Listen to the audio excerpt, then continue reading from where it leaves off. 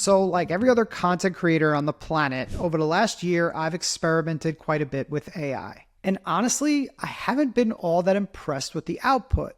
And I tried a lot of different options. I tried a lot of different tools. I tried advanced prompting. I tried custom GPTs, and still nothing seemed to capture my essence, my vibe, my personality, the way I hoped it would. And when I would go to create a post with AI, it would spit out this draft. And by the time that I was done tweaking it, I realized that I spent more time tweaking and fixing it than it would have been had I just started writing the post from scratch. So I actually gave up on using AI completely until some clients approached me about repurposing the video content that they were doing into written content, posts, and captions for their videos. So I started playing around with some new prompts and trying some new ideas, and I was actually starting to kind of dig the output. So I decided to throw a couple of my own video captions in there and see what would happen. The results weren't too bad. It was really starting to capture that vibe and that style and that tone that I was going for. And yeah, it's not perfect. It doesn't get you all of the way there, but